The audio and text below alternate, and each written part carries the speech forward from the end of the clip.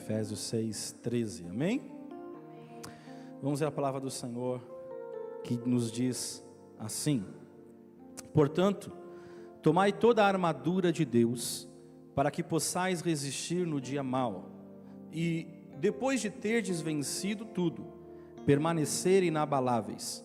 Estai, pois, firmes, cingindo-vos com a verdade, e vestindo-vos da couraça da justiça.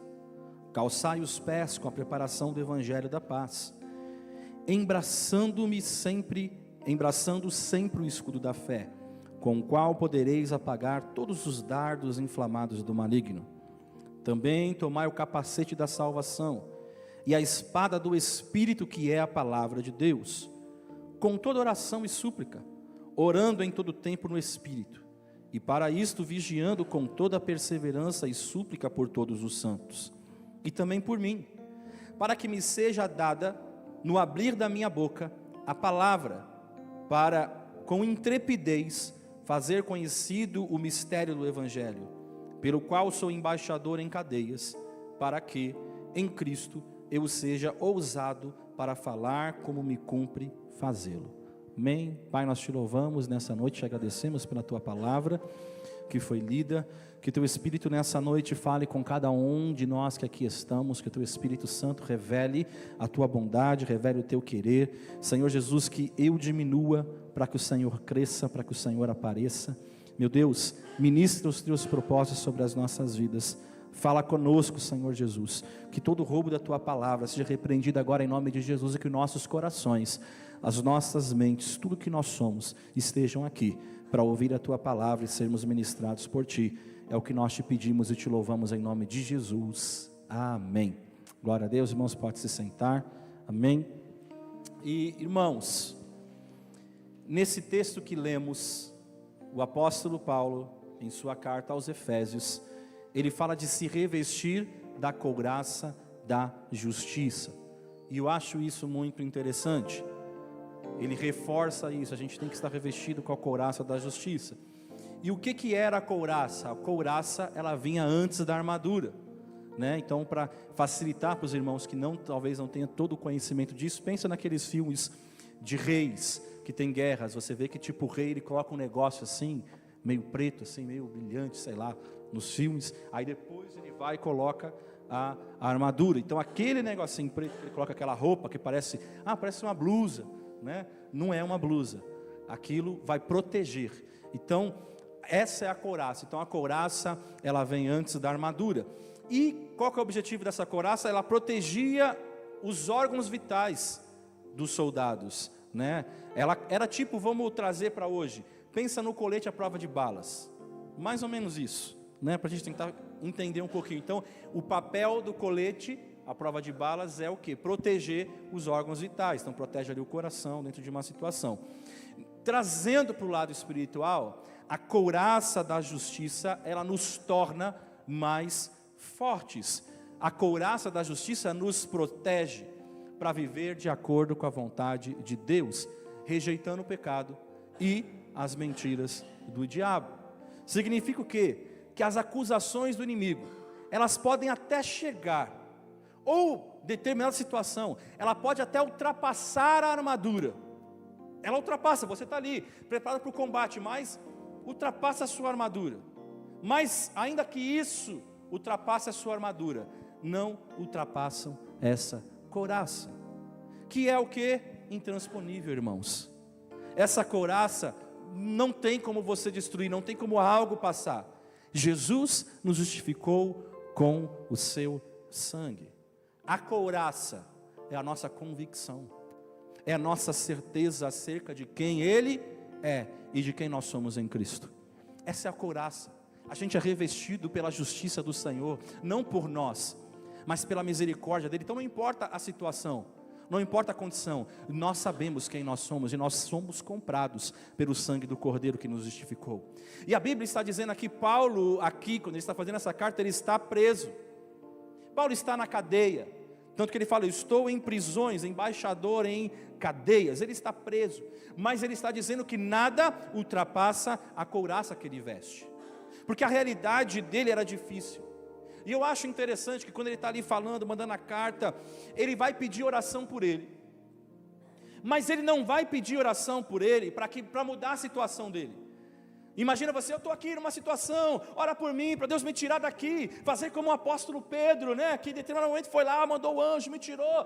Paulo não está orando, não está pedindo, olha, orem por mim, para que eu saia daqui. E eu acho muito legal isso, muito interessante. Ele não está pedindo para mudar a situação que ele estava, mas ele está pedindo para que quando ele abrisse a boca dele, para que quando ele falasse a palavra de Deus, a palavra se fizesse conhecida. Essa é a oração do apóstolo Paulo. Esse é o pedido dele, quando eu abrir a minha boca, que eu pregue esse evangelho, que eu fale do amor de Deus, não importa onde eu esteja, não importa se eu estou preso, aqui talvez exista um propósito do Senhor. Então que eu abra a minha boca e eu fale, que a palavra do Senhor se faça conhecida. Então entenda isso, a situação dele é boa sim ou não? Não, não é boa, ele está preso. Então a situação dele não está boa, mas entenda algo, nada disso interferia na sua identidade. Isso não muda quem ele é, ele continua sendo, apesar das situações. Para os romanos, Paulo era um presidiário, alguém perigoso. Eles consideravam Paulo alguém perigoso, então para os romanos, Paulo é um presidiário, mas para ele, quem eles consideram? Um embaixador. Então eu estou aqui, eu não sou um preso, eu sou um embaixador. O que eu percebo? O que eles diziam não interferia em quem ele era.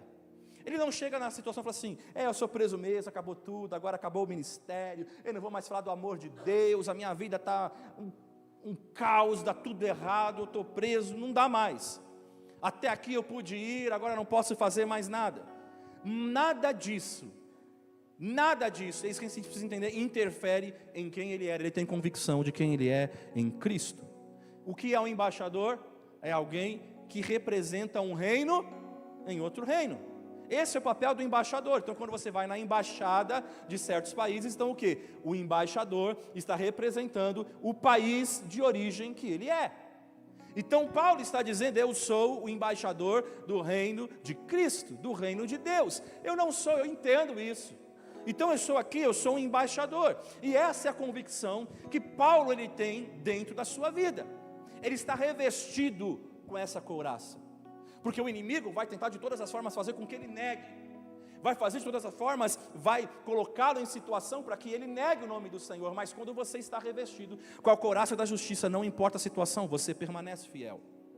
E hoje eu quero falar sobre resistência. Como eu disse, Deus é o tema das crianças, Deus me faz forte e corajoso. Então eu quero falar sobre resistência. E quando a gente fala sobre resistência, a gente pensa em algo que dure, sim ou não? Então quando você, por exemplo, nós vamos comprar um aparelho eletrônico. Quando você vai comprar um aparelho eletrônico, ou você vai comprar um móvel, você quer testar ele, você quer ver se ele é resistente, qualquer coisa, qualquer material que seja. Além do preço, que a gente sempre vai verificar o preço, isso aqui está em conta, isso aqui cabe no meu orçamento, isso aqui não cabe. Uma das outras coisas que nós vamos fazer eu vou ver se esse material ele é resistente, se ele tem durabilidade. Poxa, senão eu vou comprar uma coisa que vai ser descartável. Vou pagar barato, mas eu vou chegar em casa, eu vou usar a primeira vez, ele vai quebrar. Então, além do preço, quando a gente vai sair para comprar qualquer coisa, nós nos preocupamos com a durabilidade do mesmo. E também existe, a gente pode considerar, existe uma outra palavra também quando a gente fala sobre algo que dure, sobre durabilidade. E essa palavra chama-se tenacidade. Creio que muitos aqui já ouviram essa palavra em algum momento da sua vida. Algo tenaz. Então, algo que dura é algo que tem durabilidade, é algo tenaz, que tem tenacidade. E tenacidade tem a ver com a medida de impacto necessário para levar um material até a sua ruptura. Então, ou seja, você pega, por exemplo, um vidro. Então você bate nele até ver quando ele vai quebrar. Então você está testando a tenacidade dele. Quando você, por exemplo, quando as pessoas, existem os carros blindados. Então se você for numa empresa que eles blindam os automóveis, os carros, eles vão pegar lá e vão pegar uma arma, por exemplo, eles vão dar tiro naquele vidro. E vão dar vários tiros, e daí a pouco, por que eles estão fazendo isso? Eles vão daí a pouco usar uma arma mais forte, e eles vão dar tiro naquele vidro, para ver qual que é a tenacidade dele, até quanto que ele suporta aquele impacto, aquela pressão, qual que é a medida de impacto que vai fazer com que ele se quebre. Então isso é a tenacidade. Então um material tenaz é um material que é resistente a impactos. Por exemplo, para a gente entender aqui, para poder ficar muito claro para vocês aquilo que Deus está falando hoje, o cristal, o cristal, por exemplo, ele é, me ajuda na pregação hoje, o cristal ele é resistente, sim ou não? Pode falar alto, irmãos. Vocês têm medo de falar, está com medo de falar, vai falar com o pastor, vai falar que o cristal quebra. O cristal, sim, irmãos, vocês estão certos. O cristal ele não é resistente, ou seja, ele não tem tenacidade, tanto é que você não precisa pegar o cristal e bater ele na parede. Às vezes com a nossa voz. Se eu cantar, num tom mais elevado, mais agudo, oitavado, quanto mais agudo for, vai chegar uma hora que o cristal ele vai quebrar, porque ele não tem tenacidade, ele não aguenta. Por exemplo, o aço, ele é resistente a impactos. Você pode bater, você pode fazer o que for, mas ele aguenta. Então ele tem tenacidade. Para resumir, para falar para o português aqui, para nós ficarmos bem claros, tenacidade significa literalmente levar pancada sem se quebrar. Eu brinco muito com o pastor Celso, gosto de falar, às vezes eu falo, pastor Celso, e aí? Eu pego o pastor Celso, eu viro ele do lado, vejo, eu falo assim, as costas estão largas, pastor? Eu gosto de fazer isso. Por quê? Vamos ver se está aguentando pancada, tem que ter uma costa larga, a gente brinca. Eu falo muito com ele sobre isso. E mais ou menos é isso. É saber quanto tempo, o que precisa para levar você à ruptura. Tenacidade é literalmente isso, conseguir levar pancadas sem se quebrar. Você pode acontecer o que acontece. Acontecer o que acontecer, você não se quebra, você permanece. Portanto, irmão, ser resistente significa ter tenacidade na vida. E a pergunta que eu faço para vocês nesse primeiro momento é: nós temos tenacidade na nossa vida? Porque tenacidade é isso, significa você estar em pé, mesmo depois de impactos, mesmo depois de situações. E Deus está nos convidando hoje a sermos resistentes. Esse é o convite do texto. O que Paulo está falando aqui é sobre tenacidade. O que Paulo está falando aqui, quando ele fala de você se revestir com a armadura de Deus, é para você aguentar impactos, é para você aguentar pancada, é para você aguentar situações difíceis por muitas vezes na tua vida. É isso que Paulo está falando. Ele está falando como que você vai aguentar pancada, como que você vai aguentar situações. É termos uma vida cristã resistente, é termos uma vida cristã que dure. Porque hoje parece que a primeira luta, a primeira situação, os crentes correm, se afastam, não conhecem Jesus, sabe por quê? Porque ainda não tem tenacidade, porque ainda não tem durabilidade, porque ainda não tem a resistência que é necessário para viver. Então vamos lá, quase todos aqui, se não todos, conhecem a história de José do Egito. José, a Bíblia diz que ele é o primogênito de Raquel. Raquel era o amor da vida de Jacó. Era aquela mulher que ele amava. Ele trabalhou por ela. Trabalhou um outro tempo mais por causa dela. Era o amor da vida dele. E José era o filho do amor de Jacó. Ou seja, o amor de Jacó, Raquel. Único filho de Raquel. Único filho. Por isso ele recebeu o amor dos seus pais. A gente sabe, quando eles vão sair para se encontrar com Esaú, que o Senhor manda, no caminho vai nascer Benjamim. Mas o José é o primogênito, é o amor da vida deles, é o filho que ele esperava tanto, da mulher amada, da mulher que ele esperava. E a Bíblia vai dizer que José era alguém que tinha sonhos. Mas José não era alguém que tinha sonhos simplesmente porque a gente fala assim, lá vai o sonhador, aquele que, ele tem sempre alguma coisa. Não, ele tinha sonhos que eram sonhos proféticos. Ele tinha sonhos que vinha da parte de Deus para a vida dele. E a Bíblia vai nos dizer que quando José ele compartilha os seus sonhos, com os seus irmãos, ele teve que lidar com algo chamado inveja. E inveja não é uma inveja de alguém de fora, é uma inveja dentro da sua própria casa. Esse é o tipo de inveja agora que José ele vai ter que lidar. Imagina, irmãos, para pensar por um instante agora, pessoas que sentam na mesma mesa que você, mas têm inveja de você. Pessoas que sentam na mesma mesa que você, mas querem o teu mal. Pessoas que não aceitam os seus dons. José está enfrentando isso. José tem sonhos de Deus. José tem uma revelação de Deus para a vida dele. E José agora vai lidar com os irmãos dele. Mas os irmãos de José não aceitam os seus dons. Os irmãos de José não aceitam os seus talentos. Os irmãos de José não aceitam os seus projetos. Os irmãos de José não aceitam que ele se destaque deles. Os irmãos de José não permitem, não compreendem, não aceitam o fato de José se destacar em áreas que eles não se destacam, que eles não são bons e talvez eles queriam ser. Enfim, você consegue imaginar isso? É muito difícil enfrentar uma situação que você senta à mesa com pessoas que deveriam te suportar e na realidade não te suportam, não te amam, não te impulsionam, mas são pessoas que fazem de tudo para te destruir. Então José, ele está vivendo essa situação dentro da sua casa. José está enfrentando isso. José lidou com isso.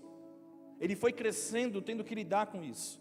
Aí, em determinado momento, a Bíblia vai dizer, lá no Gênesis 37, que José, ele ganha uma capa. E a capa de José é uma capa diferente dos demais. Sabe por quê? A capa de José foi feita pelo seu próprio pai, foi feita por Jacó. Jacó fez a capa para ele. E a Bíblia não diz, irmãos, se a capa era bonita. Não fala, né? Fala de colorida, mas não, a gente não consegue imaginar, né? A Bíblia não fala que o Jacó era um costureiro, alguém que, né, tinha habilidades. E eu fico imaginando, a gente consegue imaginar, então não posso afirmar. Eu consigo imaginar, quando a gente pensa assim, se fosse falar assim, a mãe fez. Você pode falar assim, a mãe, né? A mãe sempre capricha, né? A mãe tem aquele jeitinho especial com o filho. A mãe sempre, né? Eu vejo quando a minha esposa faz lá os trabalhos para o Felipe, e ela faz com jeito, faz com carinho, faz, né? Toda cuidadosa, e faz isso, e faz aquilo, outro. Mas a Bíblia está dizendo que é o Jacó, o pai de José, que vai fazer a capa. Então eu fico imaginando, será que a capa era tão bonita assim? Né? Que às vezes, né? Uma vez eu lembro, eu vou pegar aqui, coitado do meu pai, vou pegar ele agora como exemplo. Eu lembro que um dia ele foi todo feliz, né? Eu era pequeno, tem muitos anos. Eu só observei, eu gostava de observar. Aí meu pai foi e quis comprar uma saia para minha mãe. Minha mãe já lembrou. E foi comprar uma saia para minha mãe. Meu pai comprou uma saia verde água, eu lembro a cor, de bolinhas brancas. Eu lembro só de ouvir meu pai falar assim, minha mãe falar assim, poxa, mas ele vai comprar não me dá, ainda vai comprar uma saia verde de bolinha branca. Então a gente vê que o homem, né, o homem em si, talvez ele não tenha para as mulheres a melhor escolha, né? Então, até a minha esposa, eu dei uns presentes para ela no aniversário dela, aí ela já até falou assim, já comprei uns negócios aí depois você já paga por Natal, para não correr o risco de você comprar alguma coisa que eu não quero. Eu falei assim, então você está querendo dizer que... Aí ela falou, não, então eu sei, mas tudo bem. Então assim, então a gente vê, irmãos, que às vezes os homens, eles têm essa... Então eu vou pensar que a capa que o Jacó fez para o José, não era lá essas coisas. Enfim, mas só porque foi o pai que lhe deu, isso gerou uma inveja nos próprios irmãos de José. Porque o Jacó foi lá e fez uma capa para ele. Então o que eu entendo aqui não era sobre a capa, mas a representatividade da capa. O problema dos irmãos não é a capa que ele ganhou, é a representatividade. Porque era sobre aquilo que o pai deu. E eu quero que você entenda algo, muitas vezes Deus vai entregar algo para você. Muitas vezes Deus vai colocar algo para você, Deus vai colocar um ministério, Deus vai colocar não sei o que sobre a sua vida. Mas muitas vezes o inimigo, ele vai se levantar, o apóstolo Paulo aqui, a gente leu em Efésios, Antes ele vai dizer, a nossa batalha não é contra a carne, nem contra o sangue. Então muitas vezes o inimigo, furioso com aquilo que o Pai tem para a sua vida, ele vai usar pessoas, e pessoas vão se permitir ser usadas, porque aquilo que o Pai está dando, o inferno já começa a se mover para que não aconteça. E quando José está contando sonhos, aquilo que Deus tem para o seu povo, o inferno começa a se levantar. Não sabe o que vai acontecer, mas sabe que alguma coisa está acontecendo.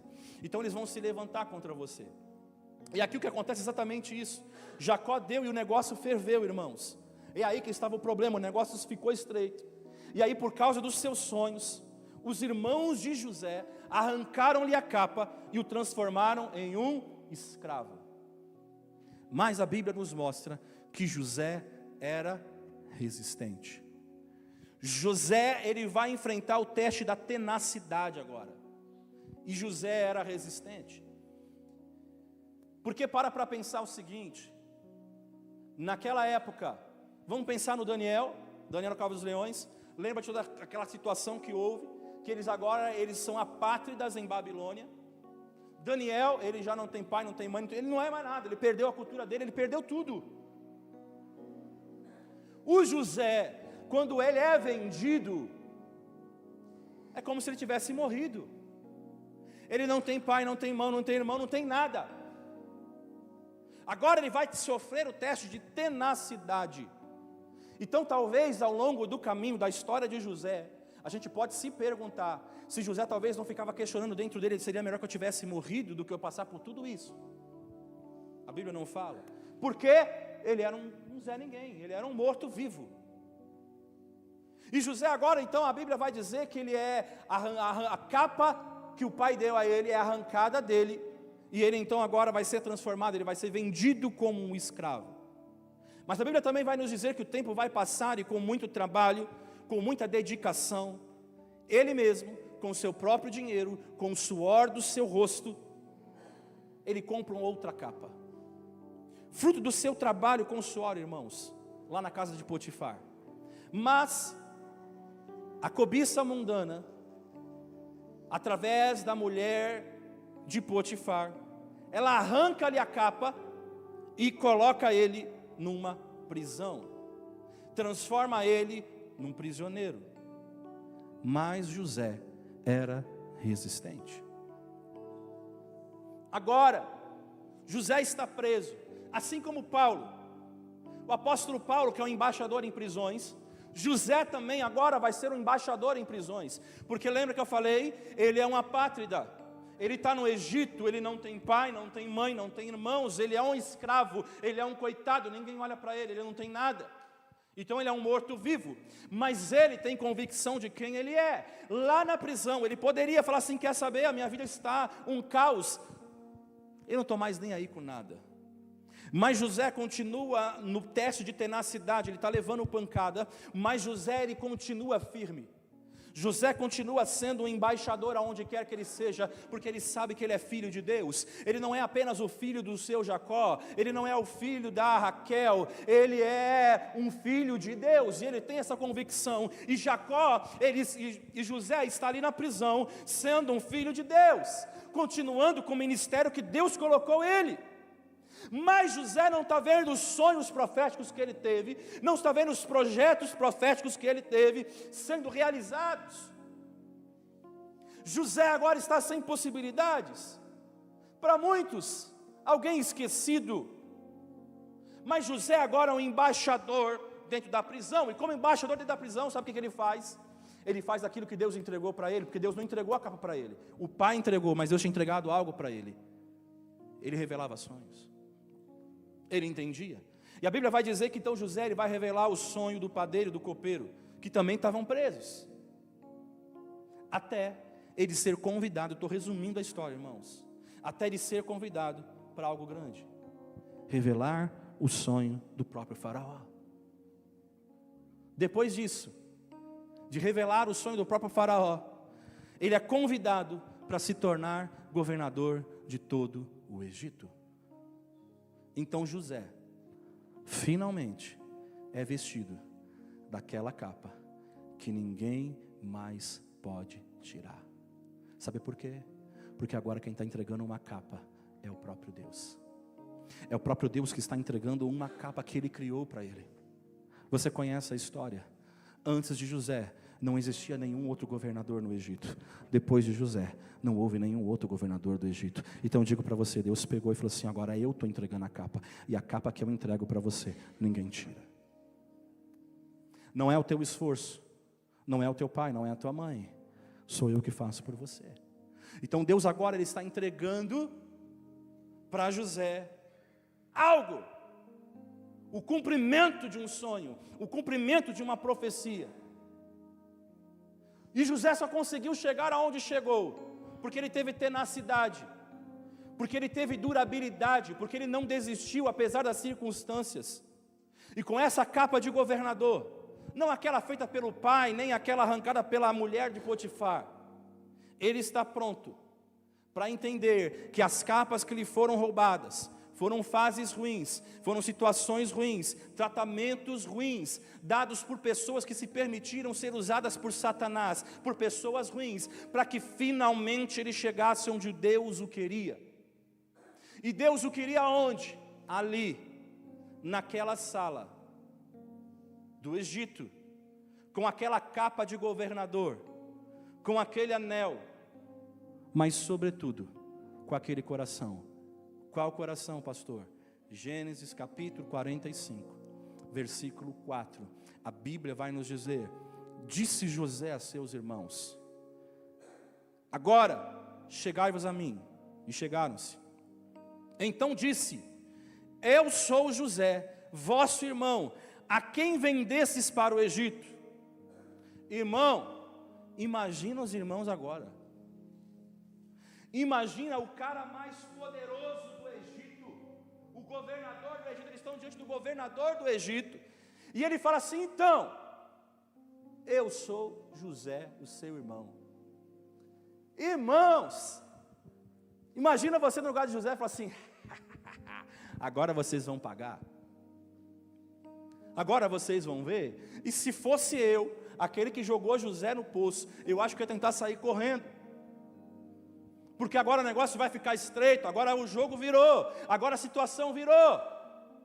José pode matar, é o cara que pode mandar matar, pode mandar prender, pode fazer o que ele quiser, o domínio está sobre ele, ele tem o domínio de tudo. Mas aí, sabe o que José vai fazer? Agora, pois, não vos entristeçais, nem vos irriteis contra vós mesmos, porque por me haverdes vendido para aqui.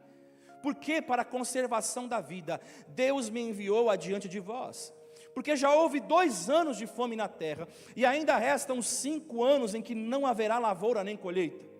Deus me enviou adiante de vós, para conservar vossa sucessão na terra, e para vos preservar a vida por um grande livramento. Assim, não foste vós que me enviastes para cá, e sim Deus, que me pôs por pai de Faraó, e senhor de toda a sua casa, e como governador em toda a terra do Egito. Olha que interessante que ele está dizendo aqui também. Deus me pôs por pai de Faraó. O pai é o quê? Que dá ordem. O pai é aquele que fala: faz isso, faz aquilo outro. Tem o Faraó, está acima dele, mas ele está acima de tudo. E ele sabe disso, o próprio Faraó sabe disso. O Faraó entrega para ele: cuida de tudo, faz o que você fizer. Então ele fala: Deus me pôs por pai de Faraó e senhor de toda a sua casa. Ele faz tudo. Ele manda matar, manda prender. Mas veja o coração desse homem, é isso que eu quero que você pare para analisar. Ele passou o teste de tenacidade, ele enfrentou o que ele enfrentou, mas o coração dele não mudou. Ele entendeu que a chegada dele naquele ponto tinha a ver com a vontade de Deus para a preservação da sua família, e que isso só foi possível porque ele foi resistente em cada situação. Quais são os processos que você tem passado na tua vida? Quais são as situações que você tem enfrentado na sua vida? Será que você tem sido uma pessoa tenaz? Será que você tem sido uma pessoa resistente? Ele resistiu no dia mau. Ele resistiu porque ele estava revestido com as armaduras de Deus. Eu quero deixar 3 pontos rapidamente, para a gente pensar. O primeiro ponto é que o nosso relacionamento com Deus nos prepara para os impactos da vida. Se você tiver um relacionamento verdadeiro e genuíno com Deus, esse relacionamento vai te preparar para os impactos que você vai sofrer na sua vida. Até porque, irmãos, para você ser cristão, é preciso estar preparado para pancadas. O grande problema é que a gente vem para a igreja, a gente acha que do tipo assim, não vai ter nenhum problema. Eu vou dizer para você, você está aí, você vai ter problema. Você vai passar por lutas, por situações. A diferença é que você tem Jesus com você. E Jesus é aquele que vai direcionar você sobre todas as coisas que você vai fazer. Sobre tudo aquilo que você vai enfrentar. A história de José é um convite a um cristianismo mais resistente. Não cristianismo que se prega hoje no Nutella. Que você não pode passar luta, você não vai enfrentar problema. E se você não está sendo o mais próspero dessa terra, porque você está fazendo alguma coisa errada. Porque esse não é o Evangelho. Senão Jesus viria, sentaria no trono e acabou, Ele é Senhor de todas as coisas. Mas a Bíblia diz que Ele se despiu da sua glória. Então, é a história de José. É um convite a um cristianismo resistente. Paulo disse em Efésios 6, que a gente leu, no versículo 10 que a gente não leu, que precisamos nos fortalecer em Deus para enfrentar de frente as astutas ciladas do inimigo. Quando eu penso nisso, ele está falando de resistência, eu me lembro do Salmo 92. O Salmo 92 no verso 12 ao 15. Pode projetar aí, minha querida. Salmo 92, verso 12, vai dizer assim: o justo florescerá como a palmeira. Repita, como a palmeira. Amém. Crescerá como o cedro do Líbano. Diga, o cedro do Líbano. Palmeira, não é Palmeiras, eu sei que todo mundo é palmeirense, mas palmeira e cedro no Líbano. Amém. O que são isso, irmãos? O que é uma palmeira, o que é um cedro no Líbano? O que eles são de iguais? Árvores. Vocês querem chegar na pregação? Vocês estão chegando lá. Mas elas são árvores. Primeira coisa, são duas árvores, amém? Então a Bíblia está falando que o justo florescerá como a palmeira, crescerá como o cedro no Líbano. Estou aprendendo isso com a minha esposa. Então você vai fazer a exegese do texto. Então você vem no estudo bíblico para você aprender a fazer exegese. Amém? Plantados na casa do Senhor, florescerão nos atos do nosso Deus. Na velhice darão ainda frutos. Ele está comparando com árvores. Serão cheios de seiva e de verdor, para anunciar que o Senhor é reto. Ele é a minha rocha, e nele não há injustiça. Essas duas árvores, agora sim, são exemplos de resistência. Agora sim, irmão. Agora sim, Edmilson. Então essas duas árvores são exemplos de resistência. Vamos ver por quê. A gente tem que vai no Google. Não vamos falar, né? Nós estamos no Brasil. Então você vai no Google, www.google.com.br. Aí você vai pesquisar lá, a palmeira. Vamos falar sobre a palmeira, rapidinho. A palmeira pode atingir 40 metros de altura e é originária do deserto. A palmeira, ela aguenta ventos fortes, até furacões. Quem já não viu na TV, quando mostra os furacões, aí aparece uma palmeira, e você vê tipo assim, puxando a palmeira, mas a palmeira está lá. Então ela aguenta até furacões, irmãos. Ela aguenta mudanças bruscas de temperatura o tempo todo. É praticamente um choque térmico cada dia. Porque no deserto de dia é, e de noite é. Ai, Edmilson, semana que vem a gente vai falar com a pastora, é você, Edmilson, pregando. Glória a Deus. Amém, glória a Deus. Então você vê que dia é quente e a noite é frio, mas a palmeira ela permanece. É calor, é frio, é choque térmico o tempo todo. Uma outra característica da palmeira, sabe qual que é? Ela frutifica o ano todo. Tá frio, você vai na palmeira, tem um coco. Tá calor, você vai na palmeira, tem coco. O tempo todo tem fruto. Então a palavra do Senhor fala assim: na velhice darão ainda frutos. Então não existe o tempo, não vou mais produzir. Não, produz o tempo todo. O Senhor nos chamou para produzir o tempo todo. Não importa a condição, não importa a situação. Aí o cedro no Líbano. Vamos lá, googlecom.com.br. É uma árvore majestosa que cresce nas alturas. Sua madeira é considerada nobre por não se deteriorar facilmente, além de ter uma bela cor avermelhada e um perfume agradável. Por ter um alto teor de resina, o cedro também não é atacado por insetos.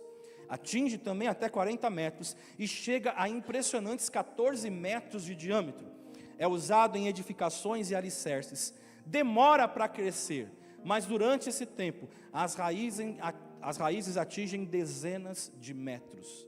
Essa árvore é símbolo de força e resistência. Então o cedro, você vai plantar o cedro. Você vai plantar.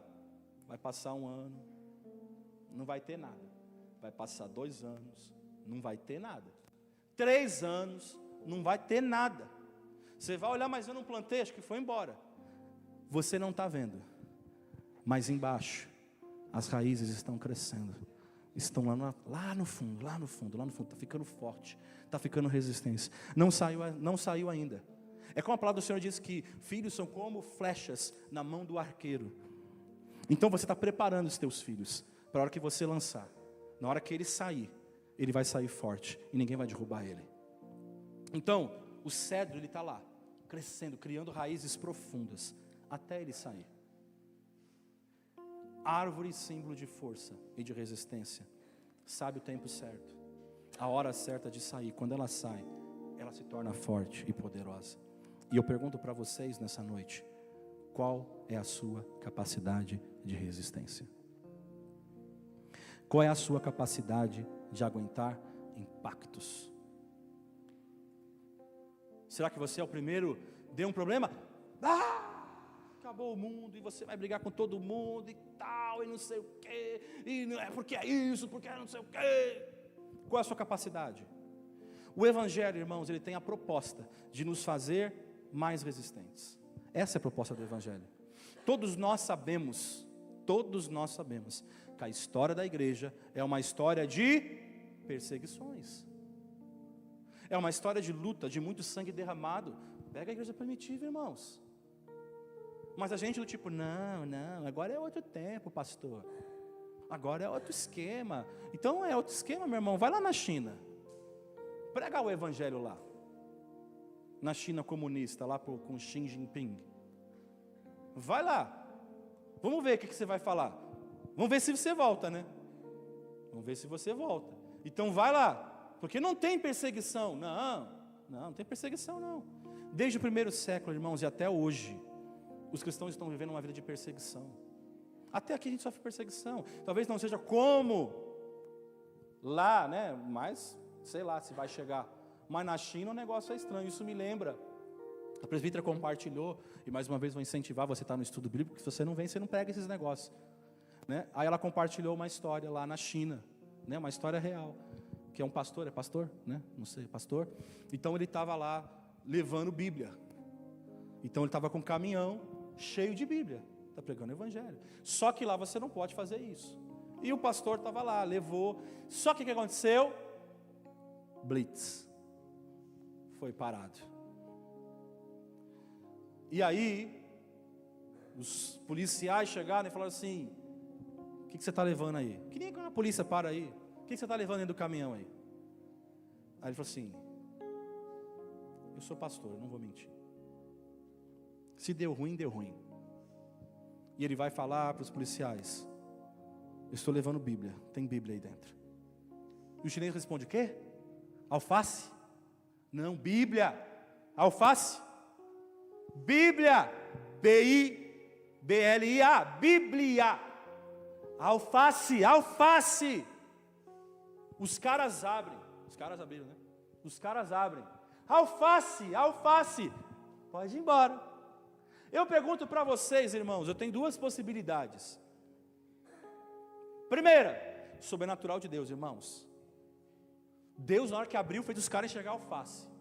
Segunda, o cara era cristão, então. Mas eu fico com a primeira, porque Deus é poderoso. O apóstolo Pedro não saiu da prisão, ninguém viu.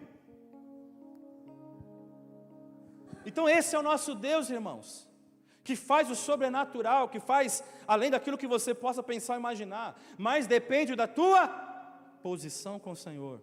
Perseguição, irmãos, e mesmo assim, a igreja tem resistido. A gente canta isso: o inferno não pode prevalecer.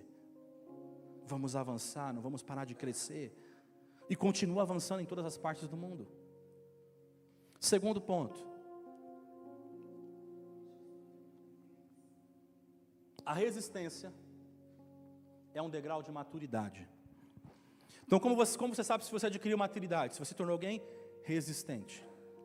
1 Samuel, capítulo 17, versículo 1, conta a história de Davi contra Golias. Eu falei que hoje eu estou pregando o culto das crianças, irmãos. Conta a história de Davi e Golias, que na verdade é a vitória de Israel contra os filisteus. Vai dizer assim: ajuntaram os filisteus as suas tropas para a guerra, e congregaram-se em Socó, que está em Judá, e acamparam-se entre Socó e Azeca, em Éfes-Damim. Porém Saul e os homens de Israel se ajuntaram e acamparam no vale de Elá, e ali ordenaram a batalha contra os filisteus. Estavam esses no monte do lado da Além, e os israelitas no outro monte, no lado da Quem, e entre eles o vale. Então imagine o seguinte: vamos imaginar que aqui é um monte, e esse lado é outro monte. Então aqui estavam os filisteus, e aqui, os filisteus não gostou, e aqui estavam os israelenses, e nesse meio tinha um vale. Então pensa que era tipo assim, um grita daqui, outro grita de lá e tal, não sei o que, aquela coisa toda. Israel está no fronte de batalha, como eu disse, de um lado Israel, do outro os filisteus. Mas ao invés de uma batalha, um campeão dos filisteus, se levanta aí, Edmilson, o campeão dos filisteus, cadê a agitação? Não, israelita vai gritar, ó, vocês têm que me ajudar, irmãos. Vamos lá, o campeão dos filisteus, gigante Edmilson. Obrigado, Edmilson, pode sentar, irmão, obrigado. Então, a Bíblia vai dizer que o quê? Então está lá, o campeão dos filisteus se levanta, e ele vai chegar até as fileiras de Israel, e ele vai desafiar a nação para um duelo. 1 Samuel 17:4. Então saiu do arraial dos filisteus um homem guerreiro, cujo nome era Golias de Gate, da altura de 6 côvados e 1 palmo. Trazia na cabeça um capacete de bronze, e vestia uma couraça de escamas, cujo peso era de 5.000 siclos de bronze. Trazia caneleiras de bronze nas pernas, e um dardo de bronze entre os ombros. A haste da sua lança era como o eixo do tecelão, e a ponta da sua lança de 600 siclos de ferro, e diante dele ia o escudeiro. Parou, clamou às tropas de Israel e disse-lhes: para que saís, formando-vos uma linha de batalha? Não sou eu filisteu e vós servos de Saul? Escolhei dentre vós um homem que desça contra mim. Se ele puder pelejar comigo e me ferir, seremos vossos servos. Porém, se eu o vencer e o ferir, então sereis nossos servos e nos servireis. Disse mais o filisteu: hoje afronto as tropas de Israel. Dá-me um homem para que ambos pelejemos. Agora, veja uma outra informação importante que vai estar lá no versículo 16. Golias vai fazer isso de manhã e à tarde. Ele faz isso mais de uma vez. Ele faz isso durante 40 dias. 1 Samuel 17:16. Chegava-se, pois, o filisteu pela manhã e à tarde, e apresentou-se por 40 dias. Então, pela manhã, o Golias chega e fala: ei, tem homem aí? Manda um homem para me encarar, para me enfrentar. E ele gritava lá do lado do que ele estava do monte. Aí vai embora. Chegou à tarde, ele vai falar a mesma coisa: tem algum homem para me enfrentar? Me enfrenta aí. Quem vai me enfrentar? Um vai servir o outro. Quem perder vai servir. E a Bíblia diz que ele vai fazer isso por 40 dias. Então a minha pergunta é para os irmãos que são bons em matemática: quantas vezes o Golias se apresentou para o povo de Israel, ameaçando eles? Quanto? Oi, cento e quantas? 80 vezes, irmãos, 80 vezes, são 2 vezes por dia, você multiplica por 40, dá 80, amém? É que a Solange estava só testando a igreja, vocês não estão percebendo. Então assim, são 80 dias, irmãos, 80 dias não, olha Solange. Aí, são 80 vezes o camarada lá gritando para o povo, apavorando o povo de Israel. Imagina ouvir essa ofensa todo dia. Todo dia você ser ofendido, porque irmãos, era uma ofensa para o povo de Israel, para o exército. Não tem homem aí para me enfrentar não. Ninguém se levantava. Ninguém fazia nada. Agora, vamos pensar o seguinte. Uma ofensa ouvida uma vez causa pânico, sim ou não?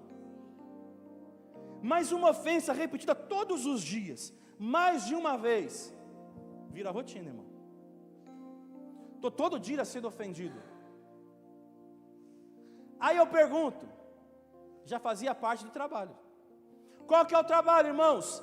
Quem vai se alistar? Vocês vão de manhã, vocês vão lá no fronte de batalha, o Golias vai gritar com você, vai gritar, vai falar, você volta para casa, vai almoçar, depois à tarde você vai de novo, o Golias vai gritar de novo com você, vai ameaçar você, depois você volta para casa, vai dormir, depois no outro dia vai acontecer de novo, o Golias vai humilhar você de manhã, vai humilhar você à tarde, você volta para casa e vai seguir o ciclo. Agora pensa comigo o seguinte, irmãos, muitas pessoas berram por quê? Porque não foram confrontadas. Alguém confrontou Golias? Não tem homem aí não, para me enfrentar. O cara está gritando, todo mundo ficou quieto. Então o cara está berrando, então o cara está berrando, ele acha que tem poder, ele tem domínio. O gigante gritou por 40 dias. Golias gritava porque isso era sinal de autoridade. Para ele é sinal de autoridade. Então eu estou gritando. A gente não pensa que é isso? Ganha quem grita mais. Gritou mais alto, ele ganhou. Então o Golias já ganhou aí, irmãos. Porque ninguém respondia. Golias gritou porque ninguém ousava falar, responder o camarada. Ele provocou em Israel. Ele provocou em Israel agora um certo comodismo.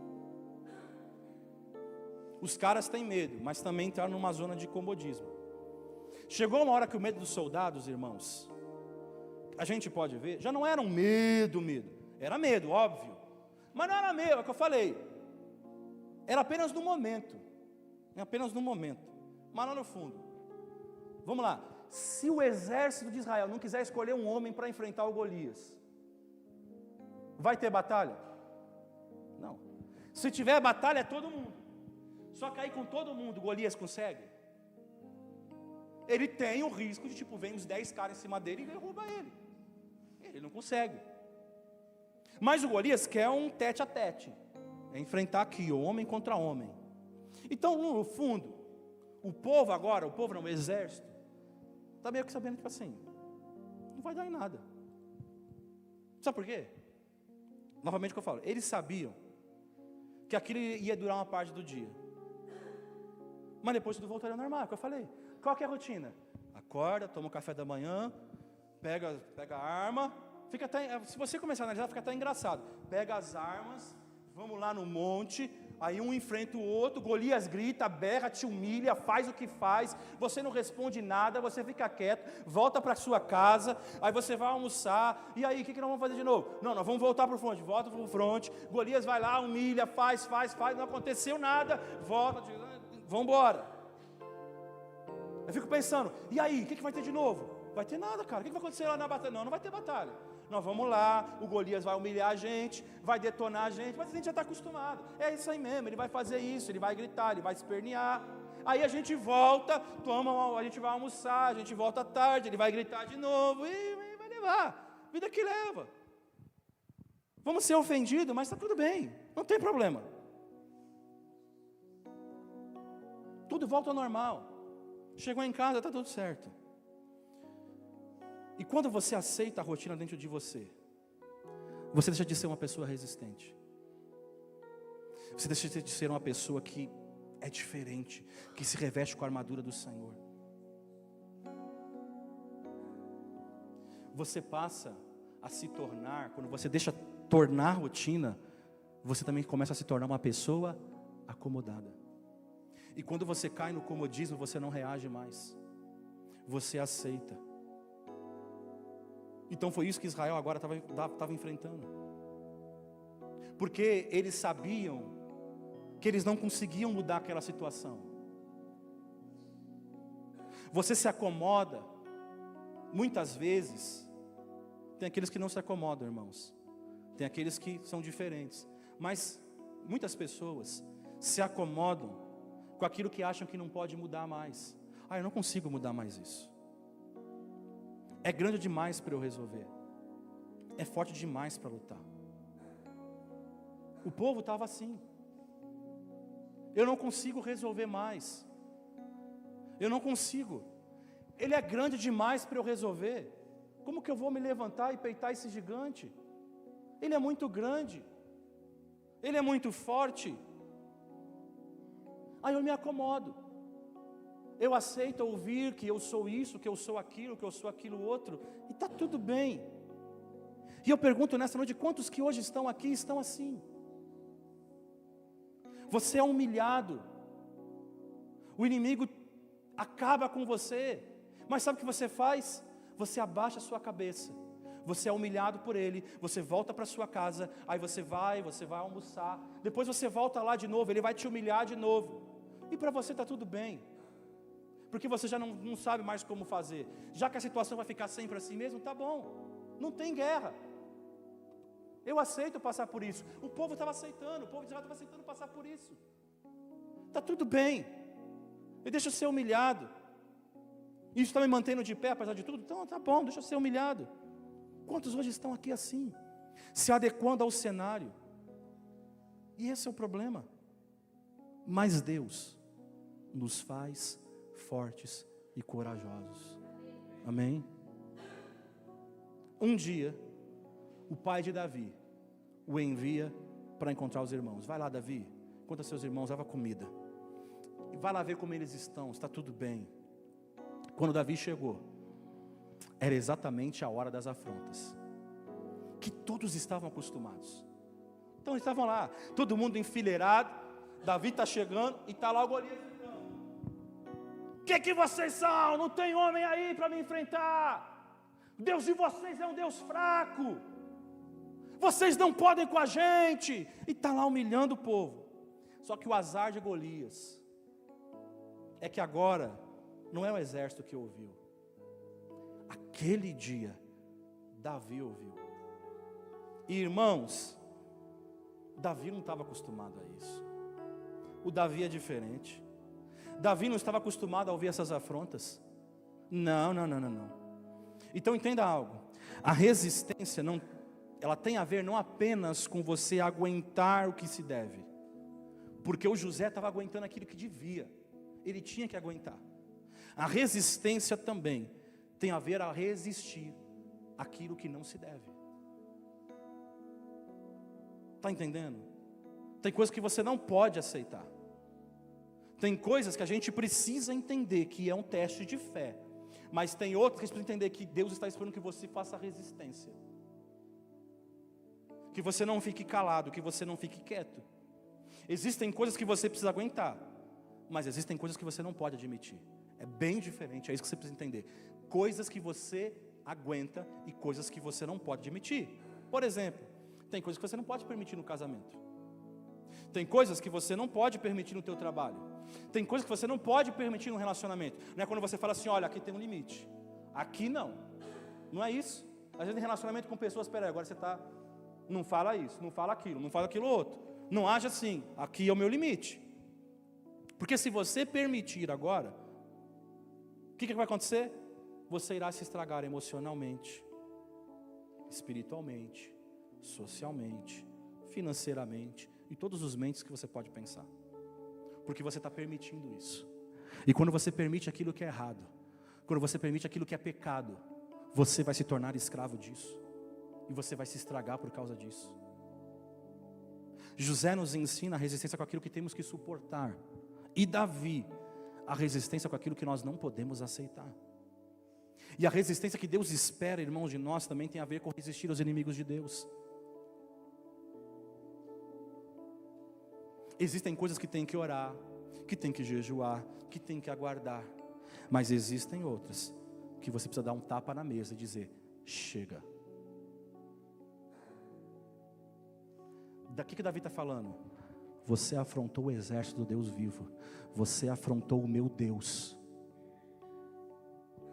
Agora você mexeu em algo que não se mexe, e você está achando que eu vou ficar quieto ouvindo? Não.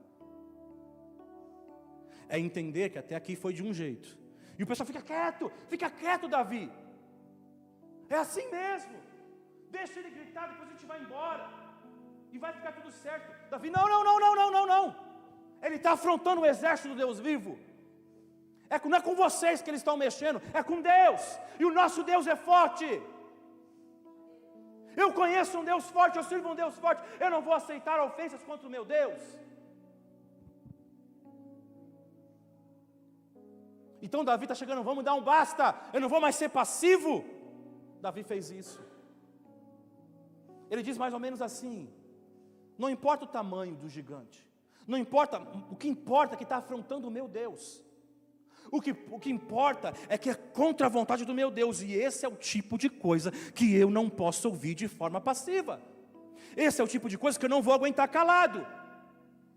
Esse é o Davi. Então, irmãos, a resistência também é um degrau de maturidade. É quando você fala assim: opa, isso aqui não. Isso aqui não. Porque essa é a maturidade que a gente tem que ter. Isso é amor, irmãos. Terceiro e último, a comunhão com Deus nos deixa resistente. A comunhão com Deus nos deixa resistentes. Pensa no Davi, de pé diante de Golias. Ele ouviu a afronta sem ser desestabilizado, irmãos. Pense o seguinte: quando Golias vê o Davi, a Bíblia fala, ele despreza Davi. Quem é você? Aí ele fala assim: eu vou pegar o seu corpo, eu vou estraçalhar você, vou pegar e vou dar para as aves do céu, para as feras do campo, para comer a sua carne. O que você é? Você é um ratinho, você não é ninguém diante de mim. Davi está ouvindo isso. Imagina alguém, sabe quando, quantas vezes a gente já não viu? Tem os irmãos, os homens, vamos pegar os homens, porque o negócio foi com os homens ali, foi com o povo, do exército. Os homens, gostam de, no trânsito, todo homem é valentão. Você não sei o que, você me fechou, não sei o que, encosta o carro, o cara não, encosta o carro e vai brigar. Aí na hora que ele abre o carro, sai um cara fortão assim, grandão, ele falou: desculpa aí, não sei o que, não é isso? A gente nem se atreve a querer enfrentar, porque fala o tamanho do cara, eu vou apanhar. Você era tão valente ali no carro, mas quando você desceu e viu o tamanho do cara, você falou: opa, eu não. Eu vou apanhar, é certeza que eu vou apanhar. E o Davi está ouvindo isso, e o cara está afrontando o Davi. Me permita a expressão, irmãos. Davi é tipo um cachorrinho. Pensa, é o pincher, pequenininho, cachorrinho chato da bexiga, irmãos. E o cachorrinho, uau. Ele está com um cachorro gigantesco na frente dele, mas ele está latindo, ele quer ir para cima. Se você não segura o pequenininho, ele quer ir para cima do grandão. Ele não sabe que você fala assim: se ele abrir a boca, ele te engole. Não tem batalha. Mas ele está lá, ele acha que ele vai conseguir. Esse é o Davi. A diferença é que Davi sabe que vai conseguir, porque ele serve um Deus grandão. Então o Davi está ali, é um cachorro pequeno latindo diante de um grandão. E quem passa por essa experiência, irmão, tem tenacidade. Ele aguenta pancada. Davi é pequeno, é frágil, não tem experiência em guerra. Mas uma coisa ele tem: ele é resistente. Ele pode ser esticado, ele já foi esticado. Ele pegou o leão pela barba, ele enfrentou o urso. Ele sabe que ele pode, não porque ele é capaz, mas porque ele está no nome do Senhor, ele sabe disso. Golias, como a gente diz aí na gíria, ele apavorou Davi. Você fala que apavorou o cara, ele apavorou. Detonou, Golias deixou o Davi no chinelo. E o Davi já poderia chegar ao seguinte: quando Davi falou que ia enfrentar o gigante, Saul falou assim: não, Davi, Você toca harpa para mim, cara. Você não, olha o seu tamanho, você é pequeno, você não é de guerra. Vou falar sério, Davi. Então, o Saul não acreditou no Davi. Os irmãos dele não acreditaram nele. Ah, você não, Davi. Você não. Você não. Golias humilhou Davi. O cara está ouvindo todo mundo falando que você não consegue, você não pode, você não vai chegar em lugar nenhum. Não, Deus não está na tua vida. Não é isso, não é aquilo. Você é isso, você é aquilo outro. Mas Davi não se intimidou. Coraça da justiça. Pode chegar na armadura. Por isso Davi está falando assim. Saul vai falar assim, ó, veste a minha armadura. Veste a minha armadura. Porque aí talvez você vai conseguir. Davi coloca e fala assim, quer saber? Eu tenho a couraça da justiça. Nada vai passar.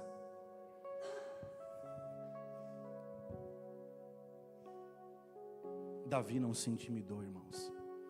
E essa resistência de suportar afrontas é a resistência que eu e você precisamos ter. Vão afrontar você, vão falar de você, vão atacar você, vão duvidar de você, vão duvidar do seu cristianismo, vão duvidar, vão apontar e falar que você é o que você não é. Mas quando eu tenho a couraça da justiça, eu sei quem eu sou em Deus. Eu sei quem eu sou. Já vimos, irmãos, sobre as situações de José. Agora, para enfrentar oposições gigantes como Davi, ser um cristão resistente significa ser alguém que não desiste na primeira luta, que não perde a fé na primeira afronta. Mas quantos de nós estamos perdendo a fé? Quantos de nós queremos desistir na primeira luta, no primeiro sinal de dificuldade? A gente quer abogar tudo para o alto e deixar tudo de lado. Deus está falando para você, é tempo de você ter maturidade, é tempo de você crescer. Quando Jesus ele fala da parábola do semeador, lá em Mateus 13:6, vai dizer assim, aliás, vamos pegar dos 5, Mateus 13:5. Outra parte caiu em solo rochoso, onde a terra era pouca, e logo nasceu, visto não ser profunda a terra. Então vamos lá, nasceu a semente, sim ou não? Nasceu, mas não tinha profundidade. Saindo, porém, o sol a queimou, e porque não tinha raiz, secou-se. Então vamos lá. As sementes caem em pedras. Elas secam no primeiro raio do sol. Mas eu pergunto, quando você vai plantar alguma coisa, você precisa do sol, sim ou não?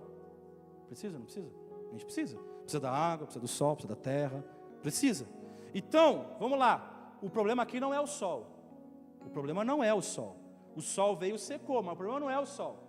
Ela não tinha profundidade, não tinha raiz, não tinha com que se alimentar. Então, o problema não é o sol. Mas é o quê? A falta de raiz. Não tem raiz. Esse é o problema.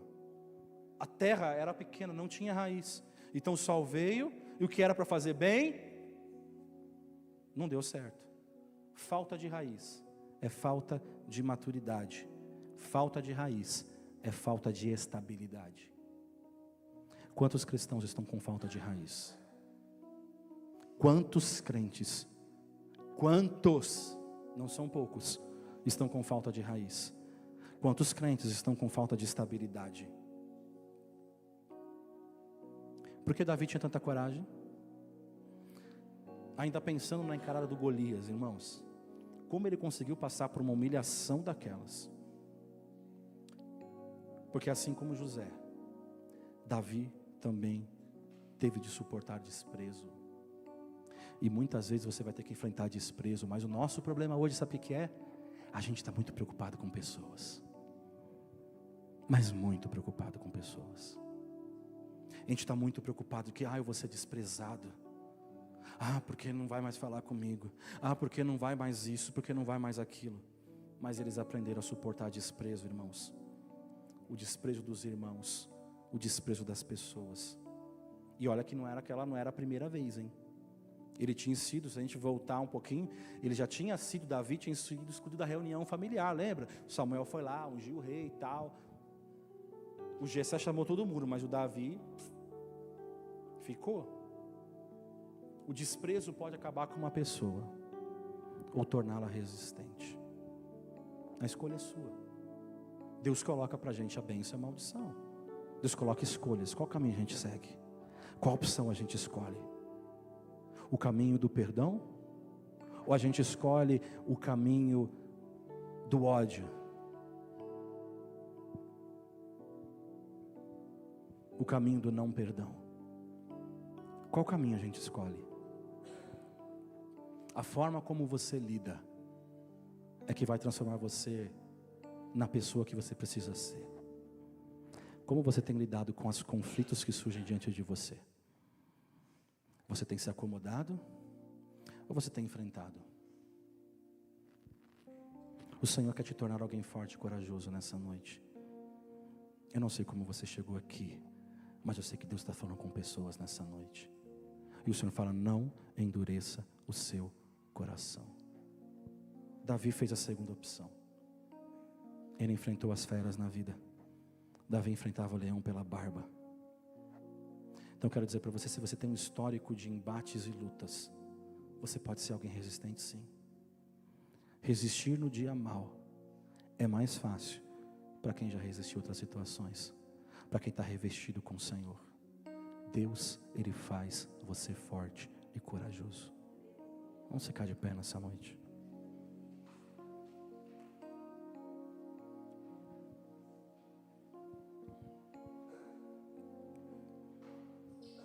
Quem é você? Como você chegou aqui hoje?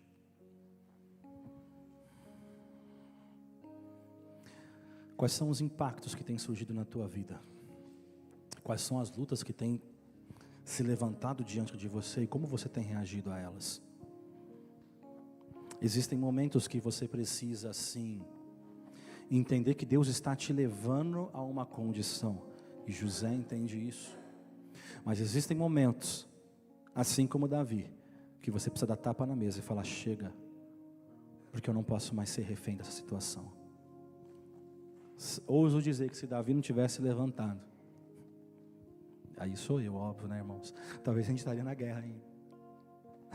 Estaria lá, outros gigantes apavorando e tá do tipo: escolhe um homem, não, escolhe você. Não, nós não vamos mandar, vai fazer isso. E quantas vezes a gente está assim? Os anos da nossa vida estão passando e a gente não enfrenta o gigante. A gente fala de enfrentar as lutas, mas a gente não consegue. Mas Deus hoje está derramando uma unção sobre a tua vida. Deus hoje está derramando uma unção de ousadia sobre você. Tentaram lançar o José na cova, vendendo ele, jogaram ele na prisão, mas ele foi resistente. Ele confiou no Senhor. Davi, quando ele viu que aquilo era ofensivo ao Deus, aquilo não honrava a Deus, Davi falou assim: se não honra a Deus, eu vou me opor, eu vou me levantar e eu vou destruir no nome do Senhor. Como você está hoje? Qual é a sua capacidade de aguentar impactos? Qual é a sua tenacidade hoje? Se você entende que você precisa um pouquinho mais de tenacidade, Deus quer curar você hoje. Deus quer tornar a tua resistência, não é 50%, não é 60%, não é 70%. Deus quer tornar você 100% resistente. Deus quer te tornar alguém forte. Deus quer te tornar alguém que se levanta e não tem vergonha. Porque Deus quer se tornar você alguém que se levanta e enfrenta o que tiver que enfrentar. Deus quer te tornar alguém preparado, que não foge da batalha, mas é o primeiro a falar assim: eis-me aqui, Senhor. Por isso eu quero que você feche os teus olhos, curva a tua cabeça. Eu quero orar por você. Quais são os sonhos que Deus te deu, que o inimigo tem tentado roubar? Quais são os gigantes que têm se levantado, que têm afrontado você e têm tentado fazer você parar? Deus nessa noite, Ele vai bradar por você. Se você entender e se você se posicionar diante da potente mão de Deus, se você se revestir com a couraça da justiça. Por isso você precisa ter a couraça da justiça, para você saber quem você é. Porque muitas vezes o inimigo vai querer dizer espiritualmente que você não é aquilo que você acha que você é. Mas Deus está falando: você é. Você foi comprado com preço de sangue. Por isso eu quero orar por você. Pai, nessa noite a Tua palavra foi ministrada, Senhor Jesus. E eu sei que o Senhor falou com vidas aqui. E eu não vou pedir hoje para vir à frente, porque talvez nem forças elas têm para vir à frente e dizer, eu preciso disso. Mas eu sei que aonde elas estão, o Senhor pode tocar. Por isso eu te peço, toca agora esse coração, que não tem mais forças, que talvez assim como o exército de Israel disse, eu não consigo mais enfrentar isso, eu não consigo mais vencer, porque é tão mais forte, é mais fácil aceitar a humilhação, é mais fácil ficar calado, que a situação não vai piorar, e vai ficar assim, mas não vai piorar, vai ser sempre assim. Senhor, mas eu sei, o Senhor não nos chamou porque nós não somos daqueles que retrocedem, mas nós somos daqueles que avançam. O Senhor não nos chamou para retroceder, mas o Senhor nos chamou para avançar. O Senhor nos chamou, Senhor, para proclamarmos o Teu Evangelho. O Senhor nos chamou para honrarmos o Teu nome. O Senhor nos chamou, Senhor Jesus, para honrar, Senhor, o chamado que o Senhor estabeleceu sobre as nossas vidas, assim como o Senhor estabeleceu sobre José. E Ele honrou, Senhor Jesus, sendo embaixador aonde quer que Ele estivesse, mesmo tirando tudo dele, Senhor Jesus, mesmo tornando alguém morto, Senhor, para o mundo, mas para Ele era vivo em Ti, Ele tinha essa certeza, essa convicção. Por isso nessa noite sobre esse meu irmão, sobre essa minha irmã eu oro, eu apresento nessa noite te pedindo, restaura, fortalece, renova nessa noite, dá a ousadia que vem de Ti, Senhor Jesus. E que eles, Senhor, possam se levantar, Senhor, como profetas, que possam se levantar, Senhor, como homens e mulheres, Senhor, que honram o Teu nome, que servem ao Teu nome, Senhor Jesus, e não se envergonham, Senhor Jesus, de quem eles são em Ti. Senhor, que servem ao Teu nome, Senhor, não importa a condição. Que nessa noite eles recebam a cura, que eles recebam, Senhor, a Tua unção, a unção que vem do alto céu, Senhor Jesus. Unção de cura, unção de ousadia, unção de conquista para avançar, Senhor, e para triunfar, Senhor Jesus. Por isso nessa noite, Pai, eu ministro sobre a Tua igreja, sobre o Teu povo, a unção de ousadia, a unção de conquista, em nome do Pai, do Filho e do Espírito Santo, em nome de Jesus, amém.